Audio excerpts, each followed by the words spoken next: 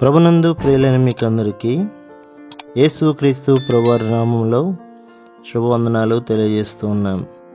ఎడారి సెలయేర్లు అను ఈ ఆధ్యాత్మిక దినపాఠమునకు స్వాగతం. జనవరి 1. మీరు నది దాటి స్వాధీనపరుచుకున్నటకు వెళ్ళుచున్న దేశం కొండలు లోయలు గల దేశం. అది ఆకాశ వర్ష జలం త్రాగును. అది నీ దేవుడైన యెహోవా లక్ష్యపెట్టు దేశం.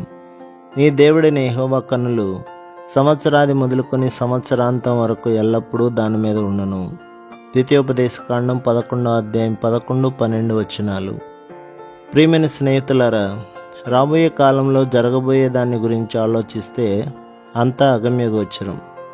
క్రొత్త సంవత్సరం మన ఎదుట ఉంది. దాన్ని స్వాధీనపరుచుకునేందుకు మనం బయలుదేరుచున్నాం. మనకేమి ఎదురవనున్నదో ఎవరు చెప్పగలరు? మనకి కలగబోయే క్రొత్త అనుభవాలు, జరగనున్న మార్పులు, క్రొత్తగా తలెత్తనున్న అవసరాలు ఎవరు ఊహించగలరు? కానీ మన పరలోక తండ్రి ఇక్కడ మనకొక ఉత్సాహభరితమైన ఆనంద సందేశాన్ని అందిస్తున్నాడు. అది నీ దేవుడైన యెహోవా లక్ష్యపెట్టు దేశము. నీ దేవుడైన యెహోవా కన్నులు సంవత్సరాది నుండి సంవత్సరాంతం వరకు ఎల్లప్పుడూ దాని మీద ఉండును. మన అవసరాలన్నీ దేవుడే తీరుస్తాడట.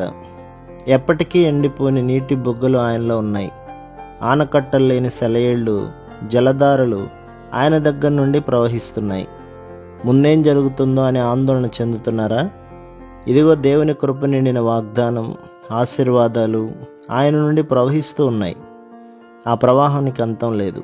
ఈ ప్రవాహం ఎండకి అనావృష్టికి ఎండిపోదు. ఈ ప్రవాహం దేవుని పట్టణాన్ని సస్యశ్యామలం చేస్తుంది. మనం అడుగుపెట్టబోతున్న దేశం కొండలు లోయలు ఉన్న దేశం. అంతా చదునుగాను ఉండదు, అంతా పల్లంగాను ఉండదు. జీవితం చదునుగాను ఎత్తు పల్లాలు లేకుండా ఉంటే అది నిస్సారం అవుతుంది. కొండలు లోయలు ఉండాలి.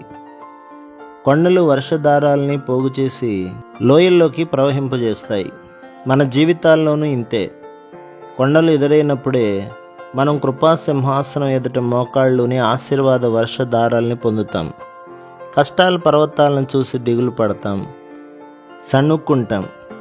కానీ ఈ పర్వతాలే మనపై వర్షాలు కురవడానికి కారణం.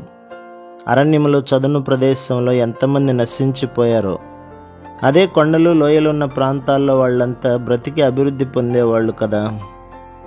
మైదానాల్లో ఎముకలు కొరికేసే చలిగాలులు అడ్డు అదుపు లేకుండా వీస్తూ చెట్లను చేమలను నేలమట్టం చేస్తుంటే ఎంతమంది చనిపోయారు.